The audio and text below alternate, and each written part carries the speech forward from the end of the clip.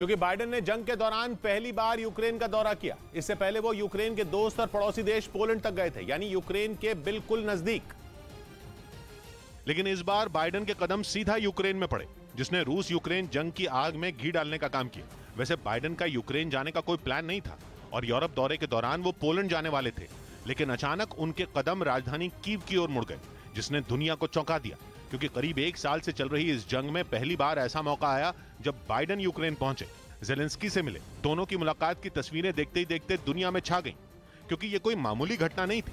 Biden ने Ukraine जाकर Putin की दुखती रग पर हाथ रख दिया, क्योंकि पुतिन नहीं चाहते कि अमेरिका उनके और यूक्रेन के मामले में बोले। उन्होंने एक बार नहीं बल्कि कई बार ये बात अमेरिका को बताई है, लेकिन अमेरिका यूक्रेन की मदद करता रहा।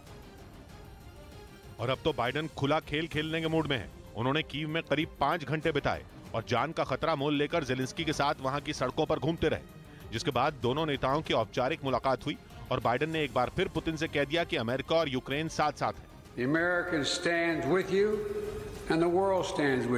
अमेरिका ने बाइडेन के यूक्रेन दौरे को पूरी तरह सीक्रेट रखा और करीब 9 घंटे का सफर करके बाइडेन अमेरिका से पोलैंड पहुंचे। अमेरिका से पोलैंड तक पहुंचने में 4 एयर स्पेस का इस्तेमाल होता है। पहला अमेरिका, दूसरा यूके, तीसरा जर्मनी और चौथा पोलैंड। बाइडेन ने नेटो की सुरक्षा के कड़े घेरे में सुबह 4:15 बजे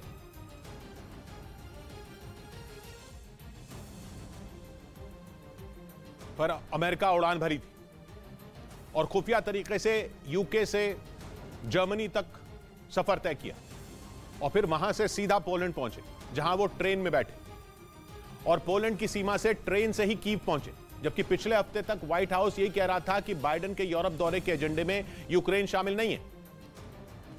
लेकिन पुतिन को चिढ़ाने के लिए बाइडेन यूक्रेन पहुंच गए। वो खाली हाथ नहीं आए, बल्कि उन्होंने ज़ेलेंस्की से कहा कि वो यूक्रेन को हथियारों से पाट देंगे, यानी यूक्रेन की वो मांग पूरी करेंगे जिसके लिए ज़ेलेंस्की कई महीनों से इंतजार कर रहे हैं।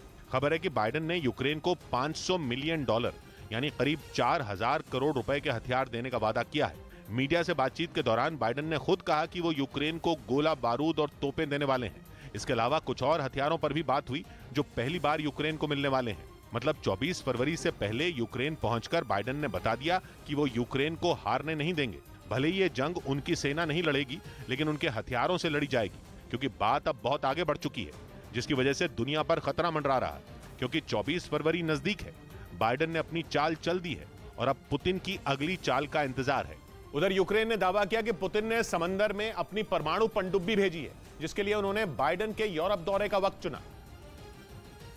क्योंकि बाइडेन के यूरोप दौरे का मतलब है रूस के लिए खतरे की घंटी बजना, और इसी वजह से उसने अपनी परमाणु पनडुब्बी को समंदर में भेज दिया। यूक्रेन ने यह अलर्ट जारी करते हुए दावा किया कि रूस अपने परमाणु हथियारों का बटन दबाने वाला है, जिसके लिए तंबोव में उसके बॉम्बर तैनात कर दिए गए हैं और समंदर में पनडुब्बी भेज दी गई है। रूस का तंबोव शहर मॉस्को से करीब 400 किलोमीटर दूर है और यूक्रेन के खुफिया विभाग ने दावा किया कि रूस के इसी शहर में यूरोप की बर्बादी की कहानी लिखी जा रही है।